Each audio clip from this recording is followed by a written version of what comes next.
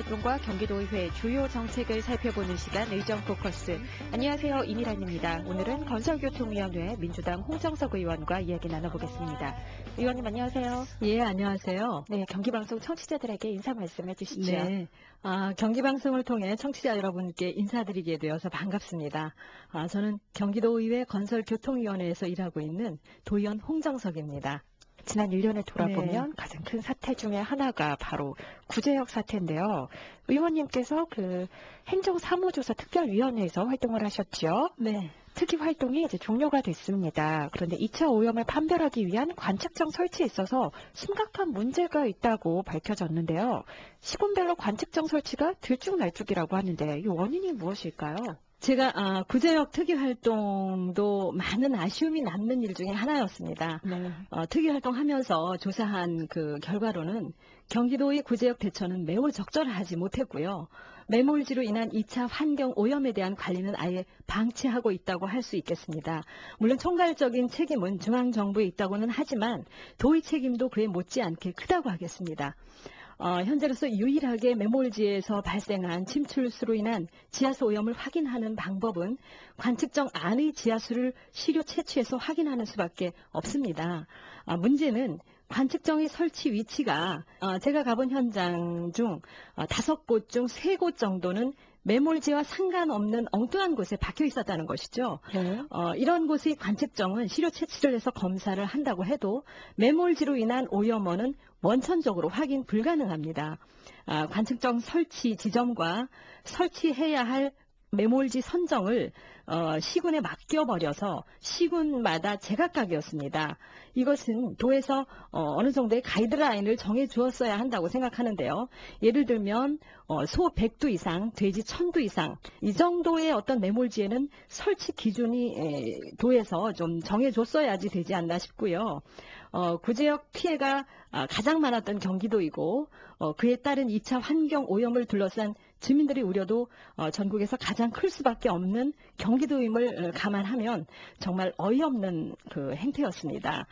양주시 경우에 소와 돼지 13만 8천여 마리 가축이 매몰됐고 소 100두 이상, 돼지 1000두 이상 이런 그 대량 매몰지도 83개소로 도내에서 6번째 피해가 큰 지역입니다. 매몰지도 242곳이나 되고요. 그런데 이곳의 외부 관측정은 단 10개만 설치되었습니다. 네. 전체 4%만 설치됐다는 것이고요. 안성도 또 이와 비슷한데요. 이 지역도 도내 3번째로 피해를 많이 본 지역이고요. 매몰지 213곳 중 대량 매몰지도 67곳이나 되는데 관측정은 18개만 설치되었습니다. 설치율이 8%로 이것 또한 적어도 대량 매몰지인 67개소에는 설치됐어야 하는 것이죠.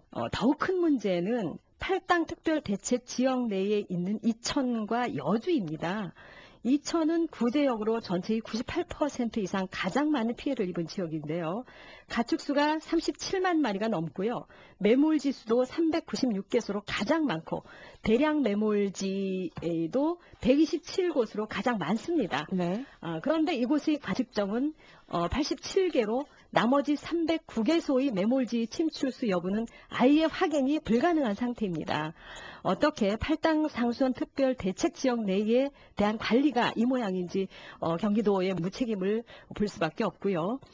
김은수 지사님께서 팔당 지역 내에 지하수 오염은 없으니 안심하라라고 하셨는데 그 근거가 무엇인지 묻고 싶습니다. 네. 가장 책임 있게 대처해야 할 경기도가 구지역으로 인한 환경 오염을 막겠다고 큰소리만 쳤지 그에 대한 실천은 시군에 떠맡기고 매몰지에서 유출될 수 있는 침출수 오염에 대하여는 나몰라라 하고 한마디로 묻고 끝냈다는 것입니다.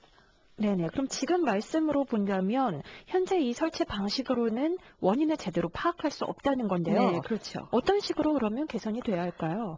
먼저 관측정의 위치를 전문가들과 함께 재점검해서 다시 재설치해야 되고요. 최소한 대량 매몰지만이라도 관측정을 설치하여야 합니다. 지금 대량 매몰지에 관측정이 설치 안 돼 있는 곳이 너무 많거든요. 네네.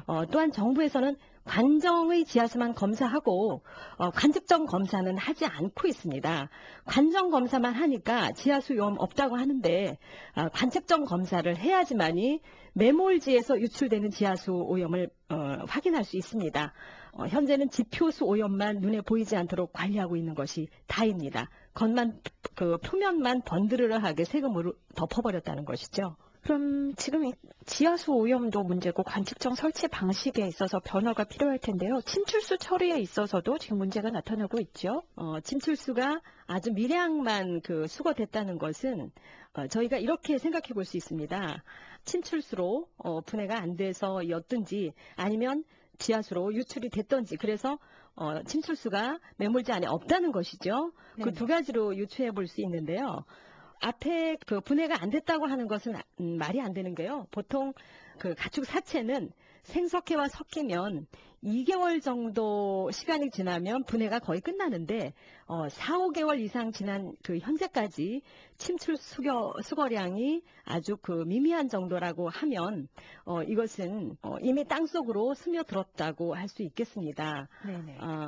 이미 수거한 침출수 외에 나머지 거의 전부는 지금 지하수를 오염시키고 있을 거란 생각입니다. 네, 지금 침출수 처리가 아주 미미하다는 것도 문제가 되고 있다는 말씀이신데요. 네, 그것이 아마 제가 생각하기에는 매뉴얼대로 매몰하지 않아서 네. 그런 게 아닌가 하는 생각을 하고 있습니다. 그런데 경기도 전체에서는 하나같이 매뉴얼대로 전부 다 매몰을 했다고 그렇게 얘기를 하니까 그걸 땅속을 다 파헤쳐서 확인해 보지 않는 이상은 지금은 확인할 수 있는 방법이 없습니다. 네, 잘 알겠습니다. 다시 한번 이런 구제역 사태가 나타난다면 정말 많은 농민들이 시름에 젖을 것 같은데요. 구제역 사태 재발을 막기 위해서 어떻게 해야 될까요? 네, 작년에 1월과 4월 그리고 11월에 걸쳐 연속적으로 구제역이 발생했습니다. 올해에도 작년에 이어서 1월부터 계속 발생했고요. 또 3월까지 이어졌는데 4월에 다시 영천에서 재발했습니다. 무엇보다 현장에서 바로 확인하고 바로 처리할 수 있는 시스템으로 가야 하겠죠. 침출수 유출 확인 시에도 도의 대응 방안이 현재 너무 미미합니다. 현장 여건에 따라 차수병 및 차수막 설치 등 유출 방지 조치, 필요시 이설 및 퇴비화 등 소멸 조치 이렇게 딸랑 2줄밖에 없는데요.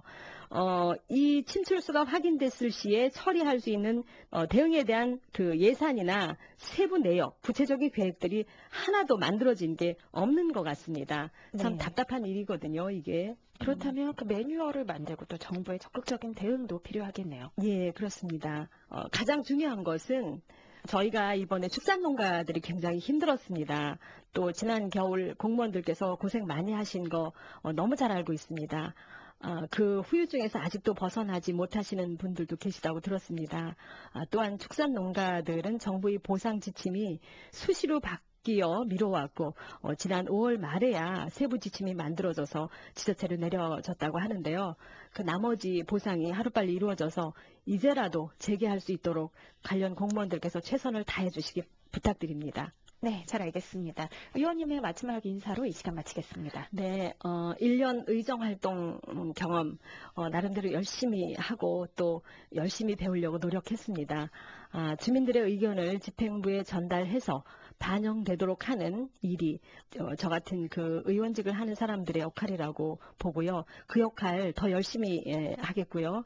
또한 주민들이 낸 세금 헛되이 쓰여지는 일이 없도록 열심히 살피고 제대로 쓰여지도록 하는데 최선을 다하겠습니다. 고맙습니다. 네, 오늘 나와주셔서 고맙습니다. 예. 경기도 의원들의 의정활동과 경기도의회의 주요 정책을 살펴보는 시간 의정포커스 홍정석 의원과 함께했습니다. 고맙습니다.